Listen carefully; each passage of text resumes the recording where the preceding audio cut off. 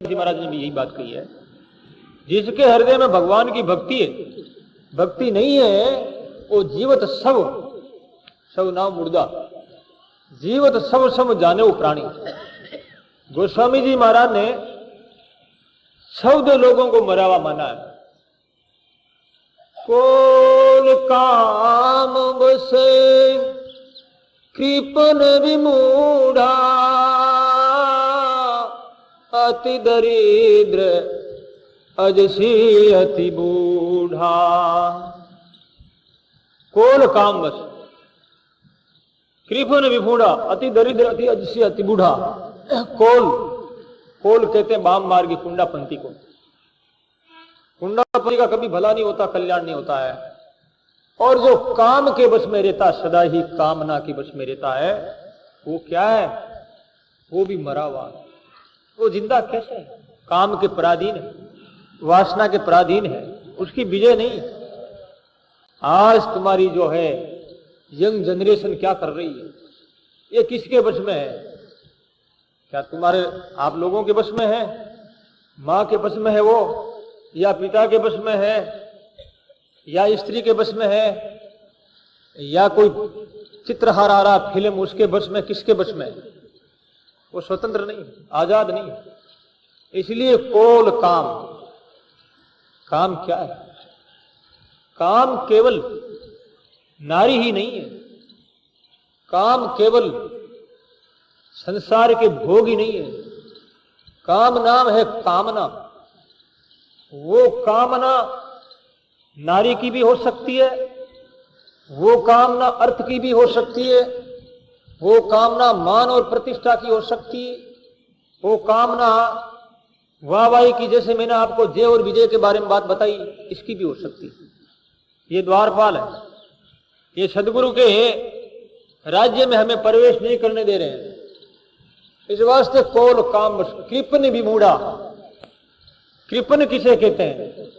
जिसके पास में अनाप शनाप धन है, पैसा है, और वो दरिद्र नारायण गरीबों की सेवा नहीं करता है, महान पुरुषों की वो सेवा नहीं करता है, वो कृपण है, गया बीता कोई काम का नहीं।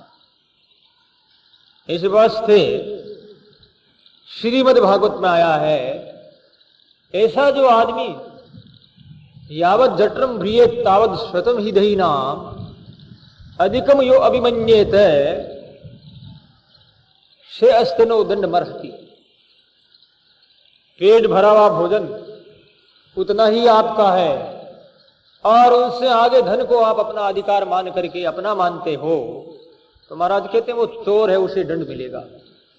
इस वास्ते कृपन का धन जो अच्छा काम में कभी नहीं लगता है। आज कुछ जातियां ऐसी, कुछ वर्ग और कुछ समाज ऐसे हैं, अर्थ और कला को लेकर के आकाश को छूने लग गए हैं।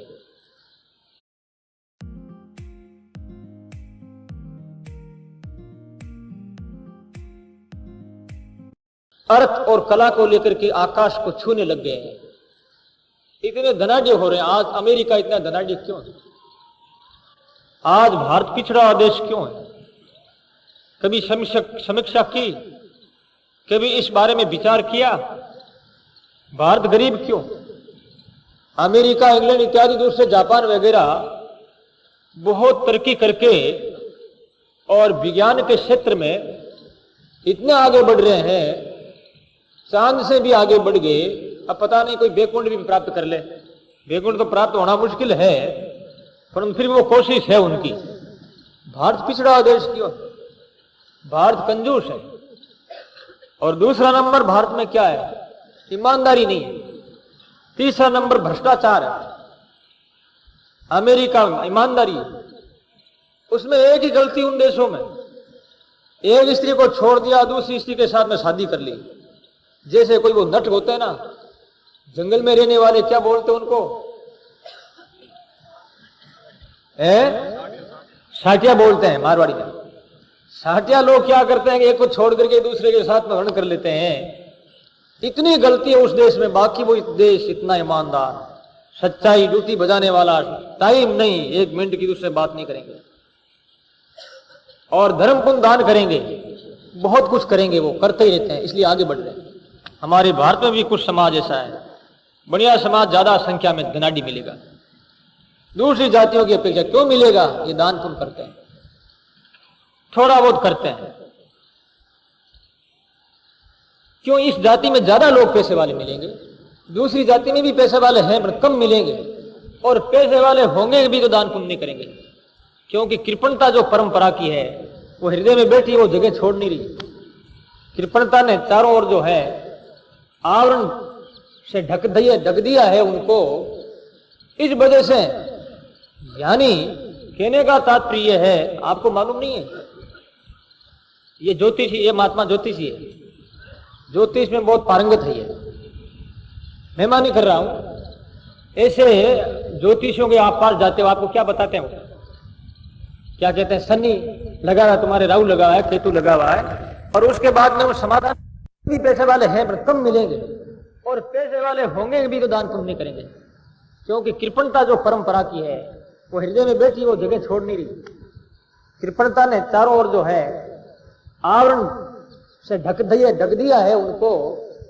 इस वजह से यानी कहने का तात्पर्य है, आपको मालूम नहीं है, ये ज्योतिषी, ये महात्मा ज्योतिषी है, ज्योतिष में बहुत पारंगत है। ये मैं मानी कर रहा हूं।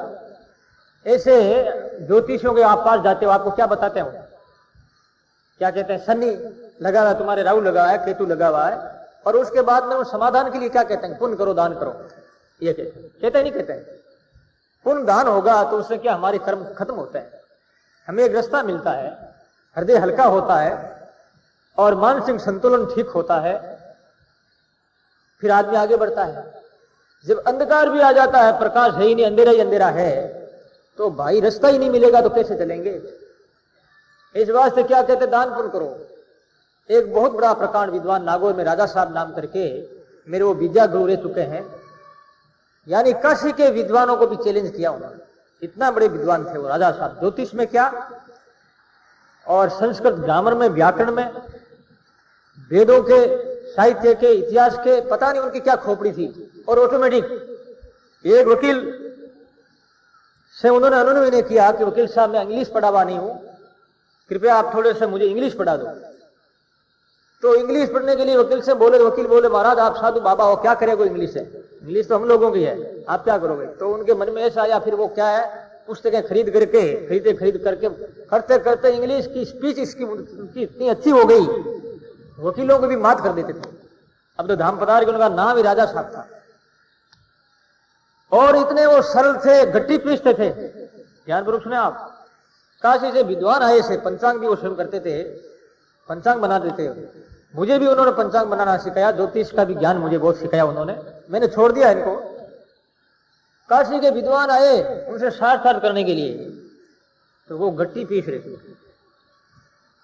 हाथ का पिसा हुआ खाते थे, हासी रोटी बनाते थे। महापुरुष थे, उच्चकोटि के पहुंचे हुए संत थे वो, इतना दुबला पतला शरीर था उनका। 6 घंटा लगातार जो है वो विष्णु सहस्त्र नाम का पाठ करते थे, 6 घंटा बैठ करके रात में। उसके वजह से उनके अंदर एक परमात्मा की ऊर्जा शक्ति प्रकट हो गई, इसलिए हर विद्या में, हर क्षेत्र में उसका जो है कंट्रोल हो गया। उदाहरण मैंने इस वास्ते दिया है, वो महापुरुष था मेरी दृष्टि में। और भी लोग बहुत मानते थे, धाम पधार गए, करीबन वो 80-90 वर्ष की आयु में धाम पधारे थे। इतने सारे तो पारसी के विद्वानों ने देखा कि ये, पूछा कि वो कहां है, लक्ष्मण दास जी शास्त्री कहां है? तो बोले लक्ष्मण दास जी तो कहीं होगा, गट्टी बीच रखे है कि नहीं, कौन है? और लक्ष्मण दास तो मनी के भाई,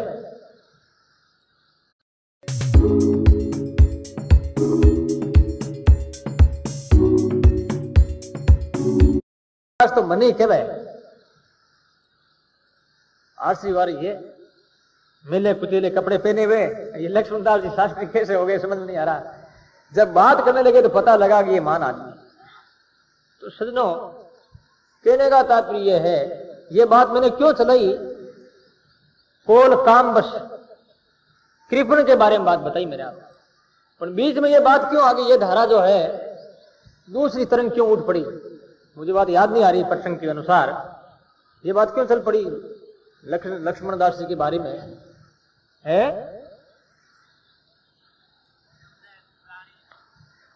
सब समान है, ये मतलब ये धर्म दान पुण्य।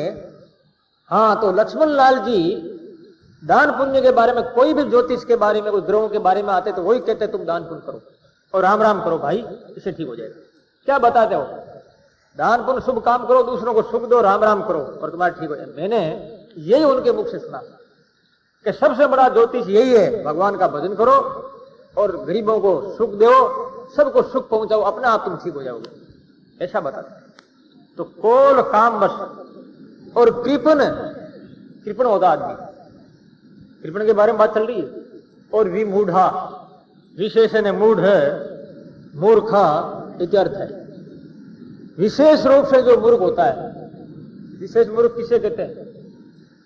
एक तो आदमी में स्वयं अक्ल नहीं होती, और एक अक्ल होती नहीं होती तो कोई बात नहीं, कोई महात्माओं के या किसी सत्य आप्त वक्ता के द्वारा कहने पर जरूर वो बात विचार करते हैं, और विचार यदि नहीं करते हैं तो वो कोल काम बस वो विमूढ़ हुआ, उसे विमूढ़ कहते हैं।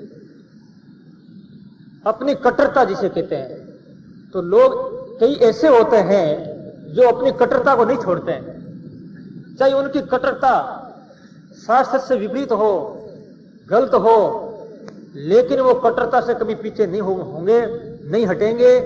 इस वास्ते उसे विमूढ़ का है, कोल काम विमूढ़, कृपण विमूढ़। अति दरिद्र, अति दरिद्र जो होता है वो भी मरा हुआ। दरिद्र किसे कहते हैं? दरिद्र उसे कहते हैं, कोई गरीब हो आदमी उसे दरिद्र नहीं कहते हैं।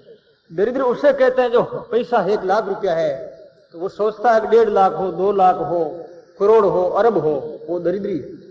जिसे संतोष है ही नहीं जीवन में कभी भी, वो सबसे बड़ा दलदरी है। जिसके पास में कुछ नहीं है वो तो गरीब है, वो दलदरी नहीं है। यदि पैसा नहीं होने और अर्थ अभाव के लोग हैं, यदि अर्थ अभाव को लेकर के दरिद्रता के शब्द का प्रयोग करें, यदि तुलसीदास जी करते तो नरसिंह मेहता को भी दरिद्र कहते, मीरा के पास में कुछ नहीं था उसे भी दरिद्र कहते, कबीर के पास कुछ नहीं था उसे भी दरिद्र कहते। लेकिन दरिद्र वो नहीं, दरिद्र वो है करोड़ों की रुपया में संपत्ति, धन धान्य संपन्न, घर भरा हुआ है, फिर भी तृष्णा उसकी शांत नहीं हो रही है, वो दरिद्र है। वो मरा हुआ जिंदा ही, वो काम का नहीं। ये गोस्वामी जी महाराज कह रहे हैं। दरिद्र अजसी, और जिसका जस नहीं है वो भी मरा हुआ। अति बूढ़ा, जिसका यश नहीं है। कौन सा यश? आध्यात्मिक जीवन का यश। कौन सा यश?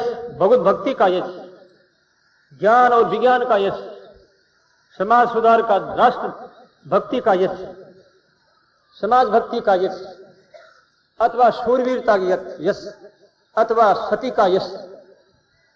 जिसके जीवन में ये यश नहीं है वो भी मरा हुआ है, वो भी काम का नहीं।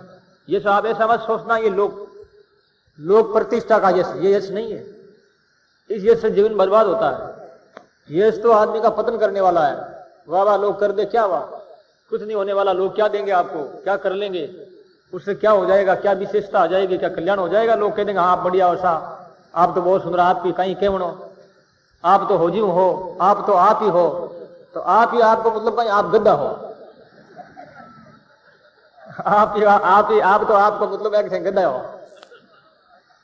जो ज्यादा आदमी प्रशंसा को लेना प्राप्त करना चाहता है ना, जो अंकारी होता है उसकी आप ज्यादा प्रशंसा करो, वो फूल जाएगा और वो नम्र हो जाएगा। काम कराना हो उसकी बहुत प्रशंसा करो, ठीक भस्म हो जाएगा वो। इसलिए महाराज ने कहा थी दरिद्र अजसी, हाँ यश के लिए, और बूढ़ा, ज्यादा बूढ़ा होता है वही काम का नहीं रहता है, बेचारा सड़ जाता है, उनकी हड्डियां जो गल जाती है और चमड़ी जो है उतर जाती है शरीर से, पलंग पर पड़ा हुआ है, हर प्रकार से वो असहाय हो जाता है। अब फिर तो वो कहता है कि हे भगवान मारी मौत दे दे, हे राम जी। फरवरी की बात है, मेरा राम कलकत्ता में 1 महीना का प्रोग्राम रहा। वहां पर हम लोग घर गए थे कि मिश्री के लोया जी के, तो उनके पास में कोई अग्रवाल थे। तो ये कोई बूढ़ी आती करीबन 70 और 75 साल की, और 5 वर्षों से वो खटिया में पड़ी थी बेचारी। 5 वर्षों से वो, उनका जो है वो करवट भी स्वयं नहीं बदल सकती थी। करवट बदलने के लिए भी नौकर था, इधर उधर करवट बदलाते थे। तो बुढ़िया जो सुना मेरे बारे में, तो उससे लोया जी की घर में से धर्मपत्नी से कहा कि बेटी महात्मा को कहना को मेरे घर आए, वो मुझे दर्शन दे। तो उसने कहा तो हम लोग गए वहां, तो बुढ़िया रो रही थी, कहने लगी बाप जी अब मौत दे दे तो बढ़िया है, भगवान मौत कर दी, मौत कद आई मारी, आ मने आप बताई दो। मैं क्यों माँ जी, तो मनी ठाको नहीं, आपकी मौत कब आई इस बात का तो मुझे पता नहीं है, लेकिन तू मन राम जी महाराज में रख। अपन तो मरे हुए शरीर को लेकर के बोलते हैं जिंदे हैं। अरे भाई पहले शरीर कौन था, ये तो उपाधि है, पहले भी नहीं था बाद में भी नहीं रहेगा। जैसे अभी आप लोग बैठे हो और ये पंडाल तना हुआ, ये माइक लगा हुआ है और ये पोजीशन है, ये बीच बीच में पोजीशन है, उसके बाद आप चले जाएंगे, ये पंडाल नहीं आएगा तो फिर आप रोएंगे क्या, अरे मेरे घर पंडाल नहीं चला रहे, ये साथ क्यों नहीं चलते, इतने आदमी साथ क्यों नहीं चलते, बाबा जी साथ क्यों नहीं चलते, रोएंगे क्या? ये तो बीच का पड़ाव है, तो ये शरीर तो बीच का पड़ाव है, ये तो मरा हुआ ही है। माँ जी मैंने कहा तुम मरी भी मान ले अपने आप को, क्या है, तू तो भजन कर, भगवान में मन रख, जिंदा है तो क्या, मरा हुआ है तो क्या, आत्मा तो है जैसी है। तो फिर जो महाराज उसकी जो है बीनी कहती है, उसके बाद में हम बाहर गए कि बाप जी आ डाकण कद मरी। विचार करो आप, ऐसा संसार है, क्या संसार का संबंध है? इसलिए मरना ही ठीक है। बूढ़ा आदमी काम का नहीं है, बूढ़ा हो जाता है, इस वास्ते अपन लोग कहते हैं बेचारा को मर गयो जो भी मृत्यु हुद्र की के बढ़िया हो। इस वास्ते गोस्वामी जी महाराज ने जो बात की वो ठीक सोच समझ करके कही है। ये बातें आगे और भी दूसरी है, लेकिन वाणी फिर चलनी पड़ेगी, वाणी का जो कार्यक्रम बीच में रुक जाएगा, कल बताऊंगा इसी बातें आगे। मरा और कौन है देखा जाएगा, यदि इसी याद आएगा तो आचार्य सीधरिया महाराज कहते हैं सतगुरु है, अच्छा अति ऊढ़ अजसी अति बूढ़ा, और कौन मरा हुआ है, तन पोषक निंदक अग खानी। और शरीर का जो पोषक है, रात दिन शरीर को ही बनाता है, शरीर को ही संवारता है, रात दिन शरीर में लगा हुआ सुंदरता में थोड़ा सा गड़बड़ी हो गई कि क्या करूं मैं, थक गया, दुबला पतला हो गया, मुंह में झुर्रियां पड़ जाती है तो और की पाउडर ही लगाते हैं, कि सफेद हो जाते हैं तो काला करने के लिए लेपन लगाते हैं कि सफेद हो जाए काला हो जाए, काला हो जाए सही तो तेरा मजबूत नहीं बनेगा। तो भाई इस प्रकार से शरीर अध्यासी जो होता है ज्यादा, वो भी मरा हुआ कोई भी काम का नहीं। आपको पता नहीं है, कर्मेती को ज्ञान हुआ था, शरीर से शरीर उनका गुरु हो गया। कैसे गुरु हुआ? बारात आई थी, बारात आकर के एक धर्मशाला में उतरी और रात्रि के समय में उसने विचार किया कर्मेती ने कि मेरा स्वरूप ज्यादा से ज्यादा सुंदर हो तो मेरा पति मुझे देख करके रीझ जाएगा, प्रसन्न होगा, राजी होगा। ऐसा सोच करके वो बार बार सुंदर सुंदर कपड़े पहन रही थी, साड़ी बदल रही थी, कभी जो है मांग सिंदूर लगा रही थी, कभी टिकी लगा रही थी, लेकिन बार बार ठीक नहीं लगने से बार बार उतारती थी, फिर लगाती थी, फिर साड़ी उतारती, फिर दूसरी पहनती। ऐसे करते करते काफी समय बीत गया। कांच में शीशा में देखती थी, फिर उसे मन में बैराग हुआ, तेरे ऐसा जो पति है, जो एक मरण धर्मा है, जो काल का एक शिकारी है, काल का चारा है, उसके लिए मैं इतनी प्रयत्न कर रही हूं। इसके लिए यदि मैं भगवान का और भगवान के लिए उसको पति मान करके प्रयत्न करूं तो मेरा कभी का बेड़ा पार हो जाता।